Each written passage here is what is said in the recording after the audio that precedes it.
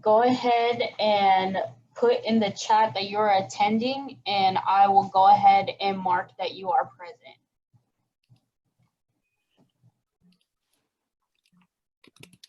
Okay, so we should get going. Hello, everybody. Okay. I hope everybody is doing well. And what we're going to do today is just recap about the COVID-19 issues that we still face as listing agents and buyer's agents. But oh boy, how much fun. Now we're going to talk about the new listing agreement that's effective May 1st and the new coming soon status by MLS.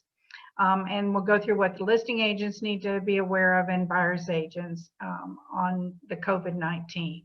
So what I've done is I've provided the links that we have been giving out. NAR came out with several links. They talk about guidance for open houses, transactions, and just general information for brokers and realtors.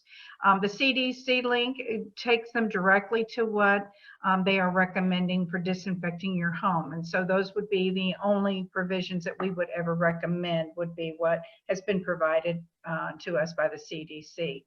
The other thing is, because you are an essential business, make sure you always have your license with you.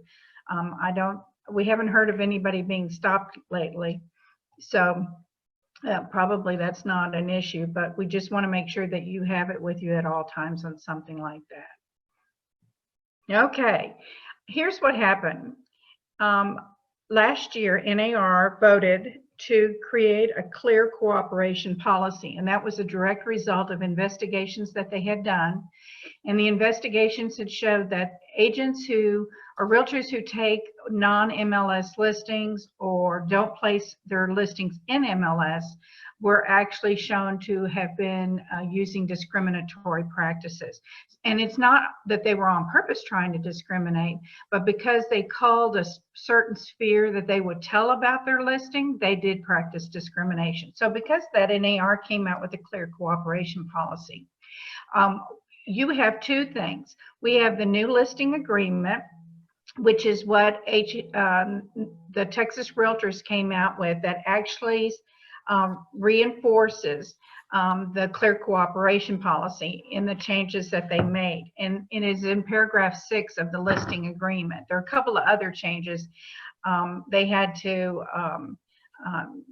do some things. They created a capital P down here at the bottom, but we're just not going to pay attention to that. That was housekeeping type of things.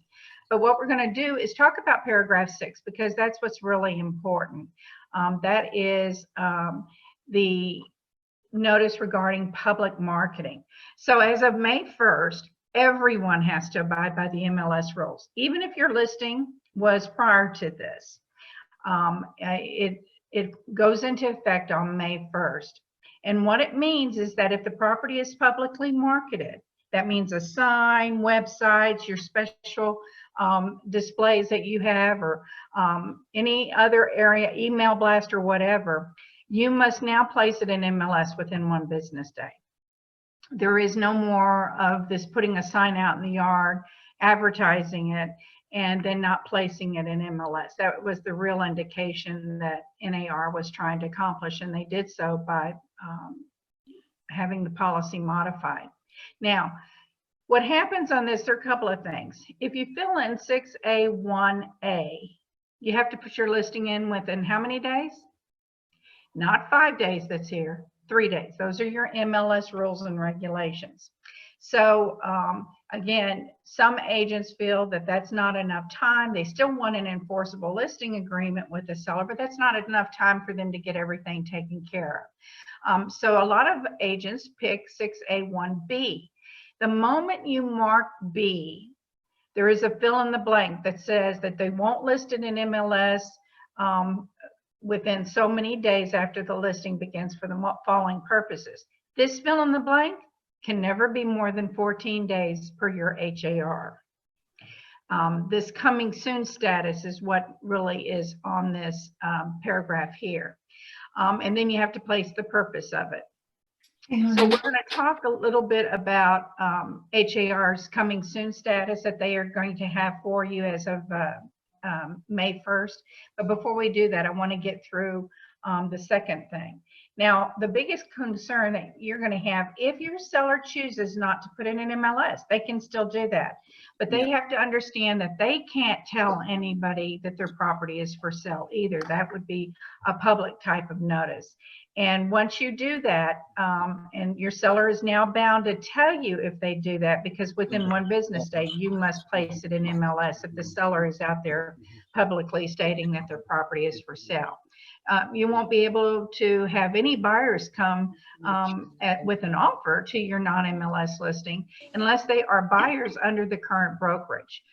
Again, it's going to be a brokerage exclusive listing. There will not be any public advertising anywhere regarding it.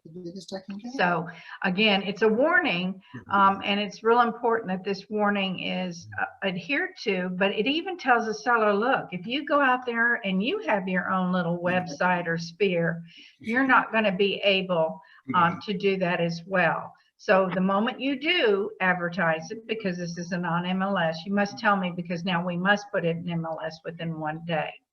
So as I said, those are the biggest changes that we faced as of May 1st. No yard signs, nothing for coming soon, no yard signs ever for a non-MLS listing. The other area where it changed is in paragraph 13. In paragraph 13, it says, if box 6A2 is checked, and that was the one that says I'm a non-MLS listing, you are bound, sellers, and you promise in paragraph 13 that you will notify us, because the minute it is, we have to place it in MLS within 1 business day. So that's a really big issue. The coming soon status, which is what we're going to talk about now, involves what HAR decided to do to implement a new status.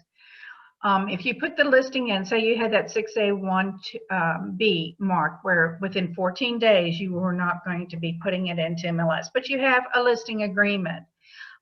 They have a new status called coming soon. That status would only be able to be viewed by the agents participating in MLS.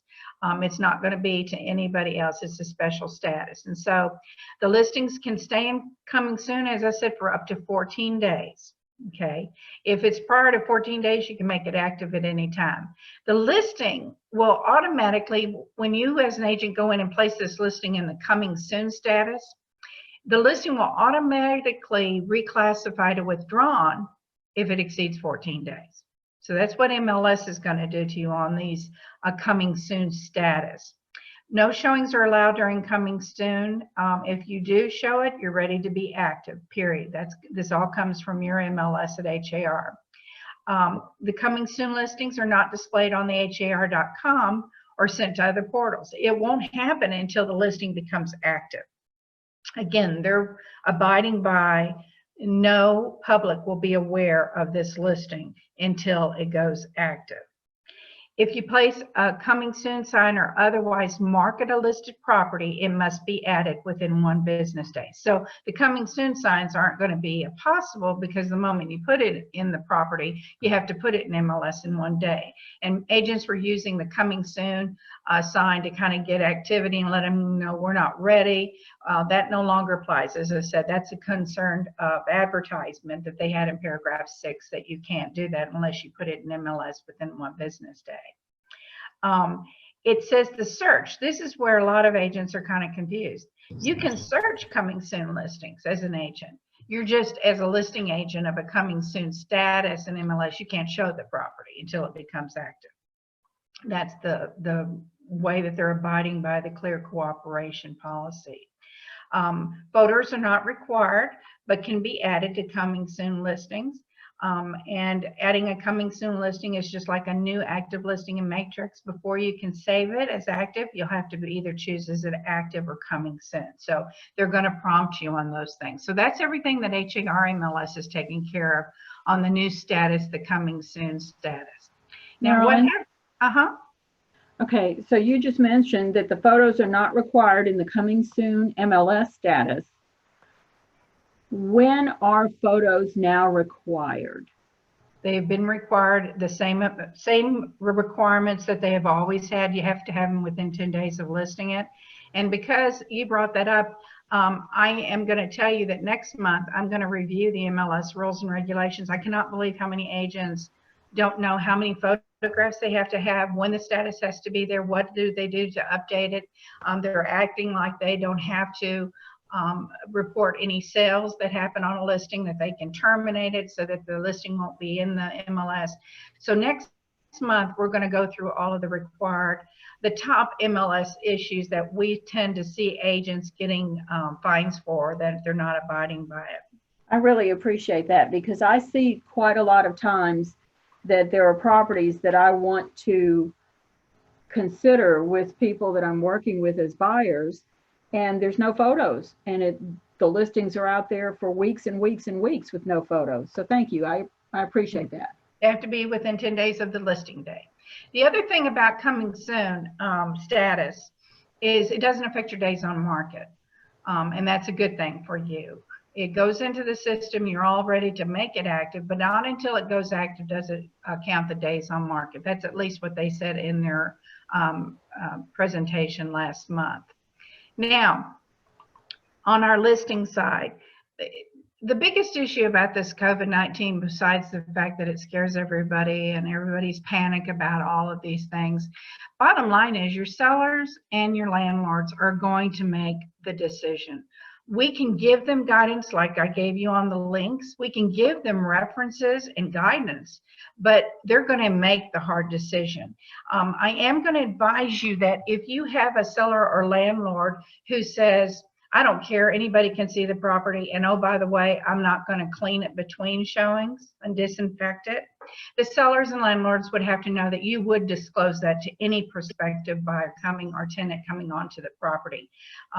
We have several forms that listing agents should use. I had to make up several of these. These came before Texas Realtors had the one about the property access, where everybody has to sign it, not just the buyer's agent or the tenant agent, but everybody in the party has to sign it before it's shown. And the reason for that is, in the event that a seller or landlord says, you know, I'm not going to clean that up between showings, this is the posting that's the notice read before entering. And the phrase here, enter at your own risk, is what is so important, that it be posted at the door of entry. And the reason for that is because it says if you answer yes to any of these questions, you don't go in. In other words, the seller or the landlord, because they're not going to use disinfect, the buyer knows that because you've already told the buyer agent as well as the tenant agent. The issue for the buyer and tenant and their agents is that they would have to answer these questions before entering. In other words, the seller or the landlord has said, look, I'm not going to clean it between times, but you're entering at your own risk. And so the sellers and landlords are transferring that risk to the parties that are entering the property. It's a material fact. If you know that the landlords and sellers are not going to clean between showings, you probably want to give that information to the agent that is going to be working in behalf of those parties, because you just don't want them to be surprised. Some people are assuming everybody's taking care of all this, and it's not. I am going to tell you that. Should we put that in the agent remarks? What? That it's not going to be clean between showings? You can. Everybody mute yourself. If you have any questions, go up to the chat. I'll answer them. I'll try and get through those at the end of time. Yes. Everything I'm talking about better be in your listing agreement. That's my big concern for you right now, is that needs to be actually done. Now, I had a showing confirmation form that's very simple. The attorney that works with me reviewed it. And it's similar to what that posting is on that door of access. But it says you need to get the answers to all of these questions as well as your clients. And it says if you've responded yes to any of these, sellers may deny your showings. Everybody mute, please. I'm hearing somebody. And again, It's up to what the sellers and landlord want to do. I gave you these as examples to follow, but they certainly can add all of their provisions that they want. They can add your instructions, but you need to place them in your listing agreement. We're not going to take liability for a seller who won't disinfect between showings or doesn't do certain things. We're not going to absorb any of that risk at all during this time. It goes all on the seller or the landlord. So make sure that everything that you have, that you and the sellers and landlords have decided in writing how the showings will go, who is allowed access, what they might have to qualify for access. Place that in your MLS, in your listing agreement and special provisions. We don't want you to leave any of these to sidebar conversations. We want it known that you're not going to take the liability for this situation between what the sellers and landlords choose to do or not to do. Again, the posting on the access door is very important, because even though the seller or landlord may have said, I'll show the property, I want 2 days between showings, whatever that access that the landlord or seller has requested. The problem for you is if they did it, 2 days ago, and then they go there and now they may have some of those symptoms, they literally, the seller's saying, don't enter if you have any of these issues at all. Again, it's up to your sellers and landlords to do this. I've been involved in some mega agent sessions in the last few weeks from some of the offices, and they've given, we just talk in general about areas of concern and what they're doing. And there was a team leader of a big group, and he said that he gets all of he got his buyer's agents together and he told them, here's some supplies. Your buyers prospects should all be providing their own mask, but the team lead agent happened to have a lot of supplies and was giving the supplies to the buyer's agents and telling them to follow all the CDC guidelines and those types of things. But he was supplying gloves to them and wipes and disinfectant, all these different kinds of things. Some sellers have had it posted that you can't walk into the property with shoes on. In other words, he gave little blue things that go up around the shoes, or that he asked them to remove them outside and not come into the property. Again, it's basically what your sellers and landlords will agree to. At no time should we feel that we have to pressure them to do this. This is their decision. They're taking all the liability and risk for this. You are not. That's what I'm trying to get to you, that in your listing agreement, you'll have all of these things attached, completed, whatever the seller landlord agrees to on something like that. Let's see. Okay.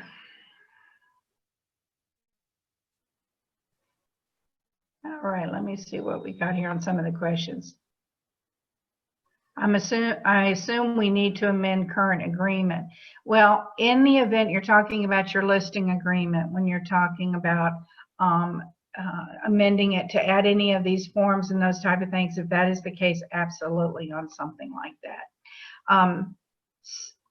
Can still, for sale by owner, do public marketing without having it in MLS. You're not subject as a seller of a property when you're not a realtor that has a listing agreement. So they're two different things. A seller can stick a sign out in their yard that says for sale by owner, but they're not going to have a listing agreement with another broker to do something like that. Yeah, you should always amend the listing agreement if you've already got one. Say you had one 2 months ago and this thing came up and y'all have been working under a plan that the seller or the landlord has provided.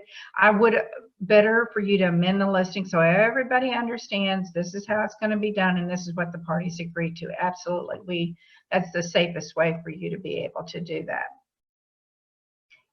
Okay. The COVID-19 forms, there are a few of them that they have for commercial. The ones that I gave are generic, so anybody could use those. But Texas Realtors has a few COVID documents for the commercial as well. You know, one of the question is, even though the seller said they'll clean the properties between showings, do we need to confirm that this was actually done? This is a problem for you. We're not the inspector of the property. And so if you're going to feel that you need to confirm this, I think the most you would be able to do is what? Send an email. Did you disinfect between the showings? But whatever's in your listing agreement that the sellers are going to abide by, that is what is going to be on the sellers or the landlords, not on you on something like that. So absolutely get it in your listing agreement, but every time if they're telling you they're going to do something, you could rely upon this. I don't think those forms are in the KW intranet. Those are all on .loop under the COVID-19 folder that's in there. I don't think they're in .loop. That's where I know that they are. Let's see. Okay.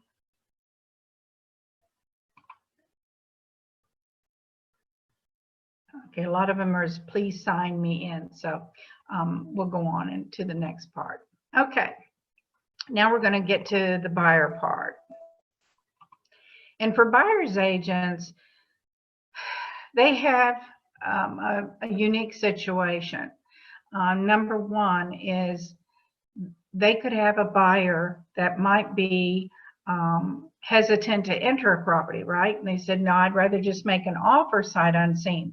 The moment you have a buyer that wants to do that, you're going to go in there and add to the buyer tenant agreement a provision that talks about the buyer is assuming all liability in doing that, not you.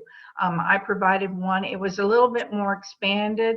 And the reason for that is because it became aware to us that not only are they entering the property at their own risk and they're taking a risk by putting an offer on a property sight unseen. The problem was we found out that a lot of appraisals were not being conducted in a physical appraisal that normally happens where the appraiser enters the property. They were actually doing it, going on the outside only and then doing what they call a desktop basis. So we want to make sure as buyer's agents that you've got all of this covered. And really your lender is your only source about the appraisals. And ask the lenders. They know the situation that's going on, what the appraisers are going to do. And so make sure that you connect with the lender. It's very, very important at this time. What I am going to tell you, what I have gotten a lot of questions is they said, well, if we don't, if it's a sight unseen, can the buyer still do their inspections? Well, paragraph 7A of the contract is very clear. It allows access at reasonable times, and it doesn't take it away just because of COVID. If the seller is not going to allow that, I think the seller probably is going to have to withdraw their property, because you're not going to go under contract and not let a buyer do it. And one of the good things is a lot of the somebody's got their need to be muted. One of the great things about a lot of the inspectors, I know because I'm getting all their emails, is at this point in time, they have told a seller or a buyer, this is how I'm conducting these inspections during this time. This is how I'll leave your property. And it would be great in the event that your buyer chose an inspector that does have that kind of policy on what they're going to do.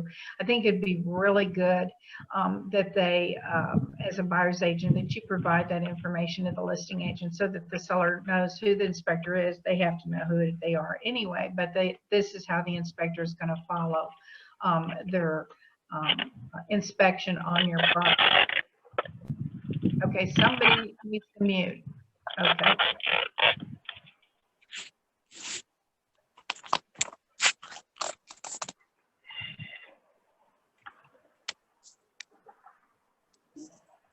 Okay. Here's the problem for buyer's agents as well. Because of this element, we had a horrible thing that happened gosh, it was the 1st of April, I think, when FHA suspended and for the first time had these requirements. Well done, fries, extra pickles, and the mac and cheese. Okay, thank you. Well, if you are getting food for yourself, you should be getting it for all of us. please mute so that we don't Marilyn, hear I that. think you can universally mute somebody from the presenter screen. I think you can universally mute everybody from the presenter screen. Yeah, and somebody else needs to do that. I'm too busy doing all the other things that I do with the screens. So what you're going to do is, before your buyer goes under contract, the buyer really needs to have you and the lender and the buyer all on the same page. Tap in on the lender's resources. They absolutely know what's going on in appraisals. Are the appraisers doing the on-site, or are they doing a desktop appraisal on those types of things? Make sure that, you know, the lender is, whatever the concerns might be for the lender, you want to make sure that the buyer's offer is going to be able to support that. In other words, these closings that happen very quickly, or maybe the buyers don't have enough time for buyer approval. Say, for instance, the COVID-19 addendum is not on the contract. The buyers want longer time to be individually approved in the event that they might lose their job and no longer be approved. All these different things you need to get with the lender. The buyer and you and the lender really need to be on the same page, and tap in on what their resources are and what they know about appraisals and everything going on right now.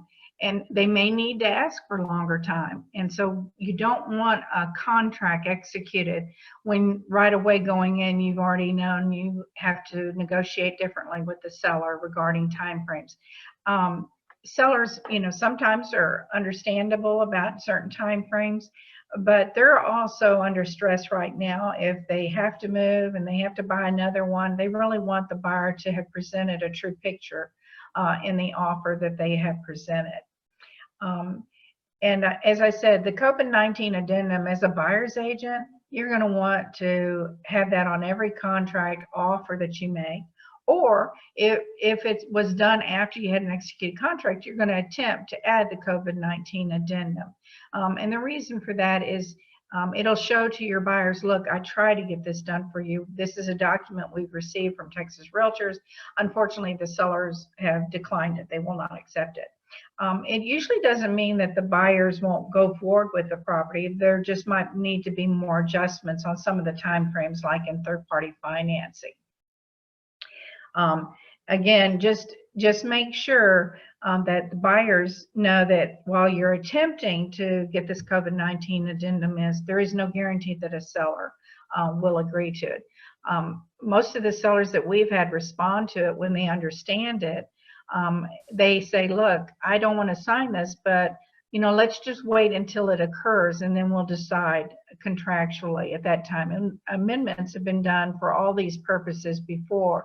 The COVID-19 addendum was a response by Texas Realtors to really help realtors with their parties to maybe be a little more proactive about, if this happens, then these could be the issues. The problem for sellers is they don't particularly like it because it favors the buyers always getting their earnest money back, even if something happened and they lost their job and things like that. But again, no seller has to agree to it.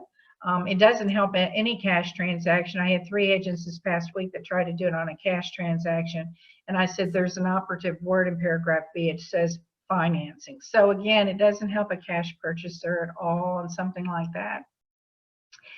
So please only use it appropriately. It can only be on contract forms. I have a lot of agents who are trying to get Ashton Woods and all these other builders, KB, everybody to do it, and they're not going to do it. They're not required to do it. Plus, they're not supposed to have a form that's not meant for their contracts. They present their own contracts. The only thing I'm going to tell you is you're going to have to pay really close attention to all the deadlines that are in the contract. We have a horrible mess that went on last week for several days, and here's what happened. It was intermediary, unfortunately, and the buyer's appraisal wasn't picked up for 2 weeks. Well, I don't know about you, but the buyer's agents kept asking the lender, do you have the appraisal? When is it going to be done? Lender didn't respond. The moment a lender doesn't respond, the buyer/borrower, the borrower and the lender have a fiduciary duty. That borrower needs to call the lender and say, talk to my agents or tell me. Turns out the appraiser wouldn't pick it up, and it was delayed 2 weeks. It was done the day before closing. I don't know about you, but appraisal's done the day before closing on the day. So again, it's one of those situations. The listing agent should know this. The listing agent couldn't have been surprised by it because appraisals aren't done the day before closing. They're done hopefully 7 to 10 days before closing at best. Some of them are done even sooner than that. Keller Mortgage agents have told me that they're doing it, during the termination option.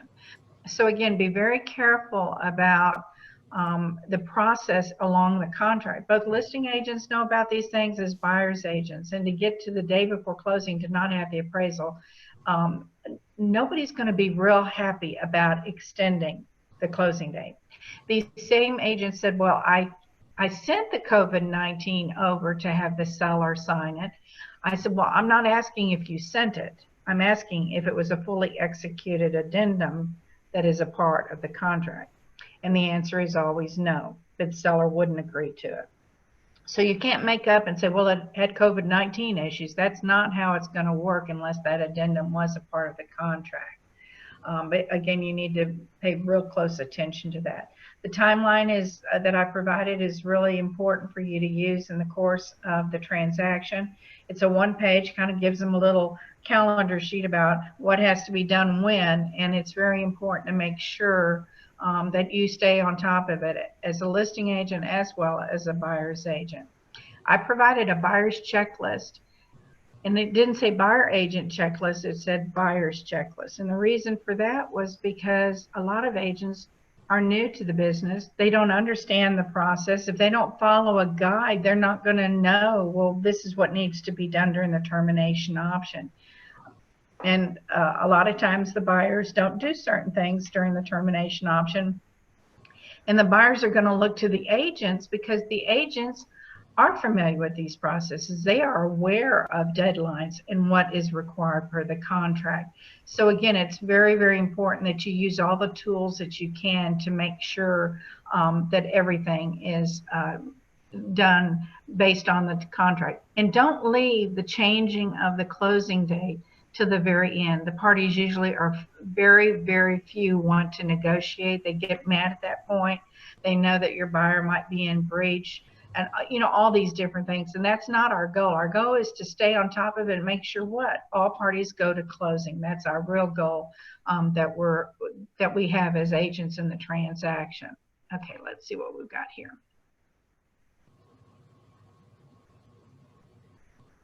There's a lot of mute questions going on here. Let's see.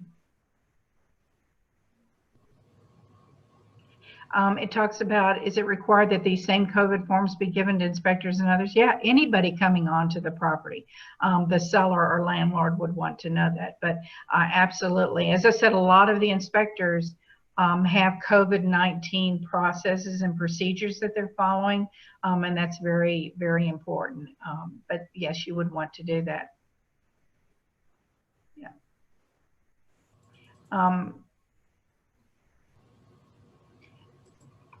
They're saying, should they have all the buyer's agents fill out the COVID showing form, or is it up to the sellers? Now, the listing agent is the one, if you coordinate the approval for showings, then based upon what your seller is requiring, that's what you're going to do. If your seller says anybody can come into the property, no problem. I think in agent remarks, you would definitely say that the seller has, opened it up. You don't have to do anything, whatever it might be on something like that. Let's see.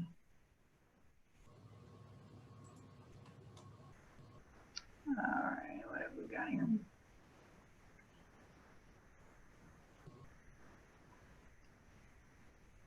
A lot of muting questions.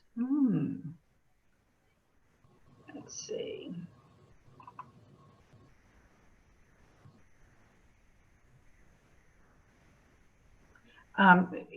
There's a question about they want to have a listing agreement, but they don't want any showings on the property. What will happen, the HAR 300 must be used if 6A1B is marked. And what will happen is, even though there are no showings, it will reflect all the days on market, will still add up. The minute you make it go active, it will be counting those days on market. Okay. All right. You know, last but not least, we want to make sure that everybody personally, all of you, take good precautions, that you don't use unnecessary risk.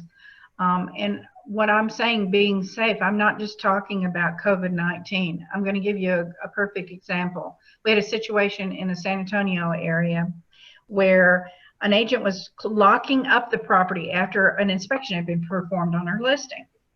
And apparently, a couple drove up and they said, "Oh, can we see your property? Can we see your listing?" And she said, "Sure, come on in."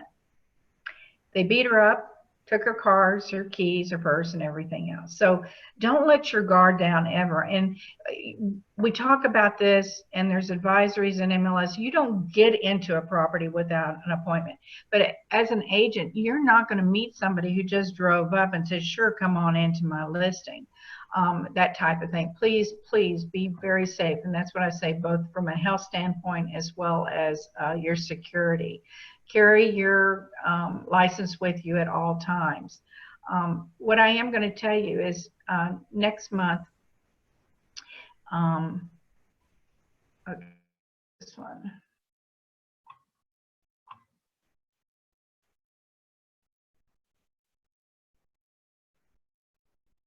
There is no ramifications for a seller that doesn't sign the COVID-19 form. No seller has to agree to that. There is no ramification for that. What your buyer has done is you just go forward knowing that your time frame needs to be adhered to, because the seller didn't give you the ability to terminate if you're not individually approved after the number of days have passed. Appraisals.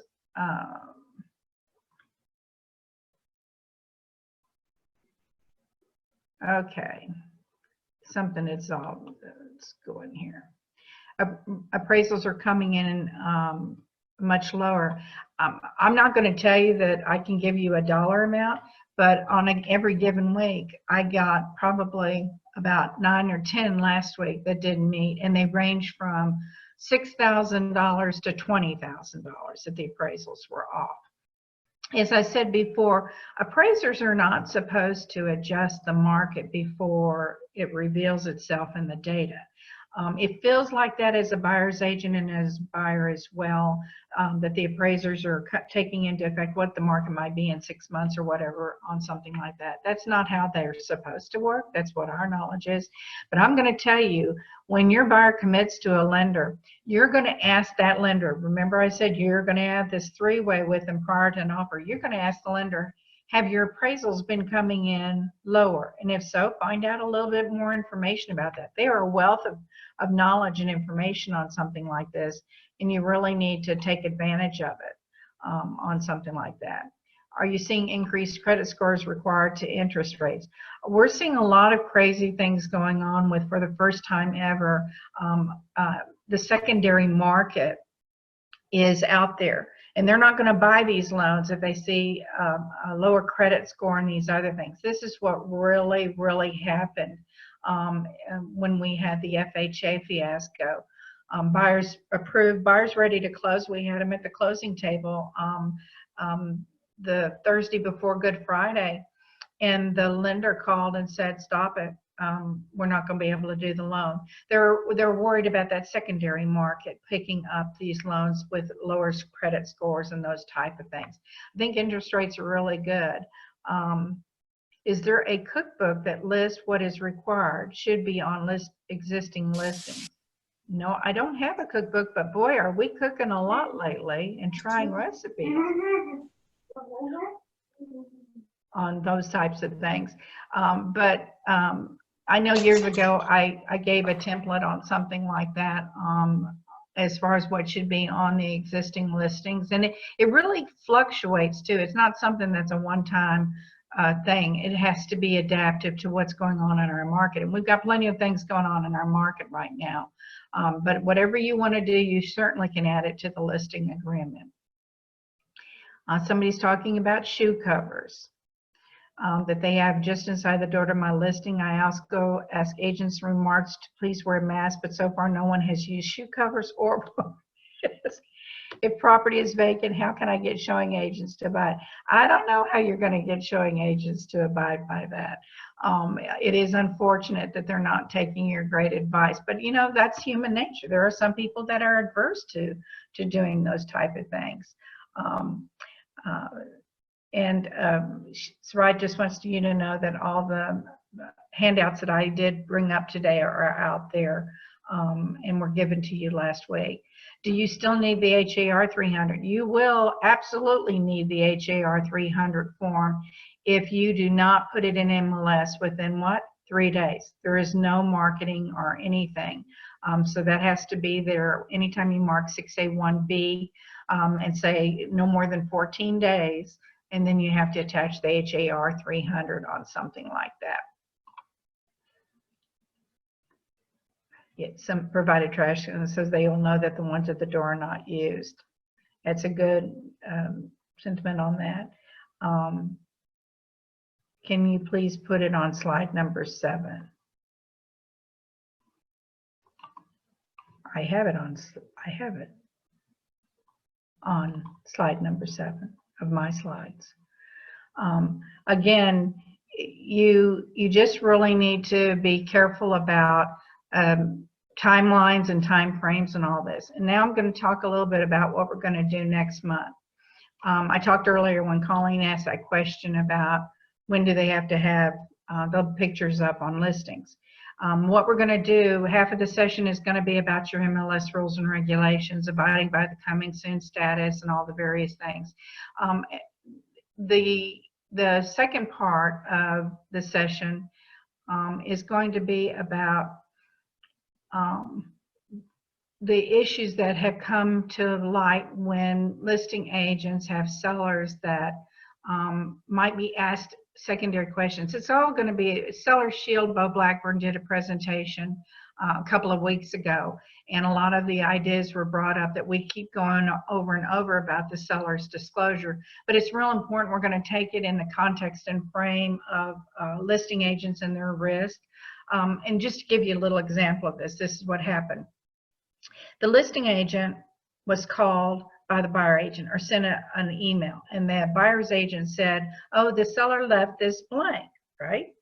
And so please get this completed. And the listing agent, without missing a beat, responds and answers. That's a problem for the listing agent because now it becomes their disclosure, not the seller. So we're going to go through that whole process. There might be a little learning curve for new listing agents, but existing listing agents, you better be very careful. You don't ever respond about the condition of the property. You're going to quote the source from the source, and it is always going to be your seller. They either did it in writing or they're going to do it in writing. No verbal, no explanation of things. And so it's really critical, as well as knowing what your MLS rules and regulations are. It affects mostly listing agents, obviously, because of that, but buyer's agents need to know that too. We had a transaction last month where the buyer agent was being, the buyer in the contract was being asked, please don't, put it in MLS under pending or pending show for backup. They wanted to keep it active. And I said, well, you can't do that. It's a violation of MLS rules. So we'll go into more detail on that because of, yes, it all applies. If you have a listing agreement right now, it has to all comply with the rules and regulations that will be there as of May 1st, as well as HAR 300 or any other thing. All of the COVID applies to it. You haven't been released from everything as usual in your area. So again, just make sure you follow all these. Yes, that's why you can't help the seller fill out the seller. It's so very important. But a lot of times you let your guard down as a listing agent. This is what I'm worried about. And you'll respond to something that really you shouldn't be responding to. It's not your property. And what happens is that you just do it because you might know something, right? But it's better if your seller hasn't completed something that they absolutely complete it. And as a listing agent, your seller needs to use that tool in Seller Shield because for the most part, they can't complete it. They just can't sign and date it until it's complete, and that will be a little relief on you as a listing agent on something like that. All right, let's see if there's any last minute questions. All right, good people. I really am glad that you were able to participate today. We have a ton of them. If you are experiencing any issues about it, please contact me and let me know. As I said, we really are trying to be responsive. You're welcome. You're welcome. Thank you. On something like that. My concern for you is, quite frankly, you do so many things when you take a listing or as a buyer, and you take on a tenant too, and sellers and that, and you fail to kind of stop and think, what is the best thing for me to do? And my concern for you is, while you may have covered all of this verbally with them and they may have told you something, I want to make sure you shore that up and that you've got that in writing. So the risk is on them and not on you during this time, because you never know what crazy things will happen because of all of this. Thank you. You're welcome, hon. I miss y'all. Do you want me to share? My mother had her 100th birthday 2 weeks ago, and she hasn't laid eyes on us since February because this nursing home in Bernie was really smart. They shut it down, and my biggest concern was that she wouldn't know who we were, because we're going to be on the outside of a window where they pull up the shade, and she kind of sees us for the first time in several months. But the minute they opened the blinds and she was able to see us, she knew exactly who we were. And so it was a wonderful ray of sunshine in this time. So please, all of you, stay safe.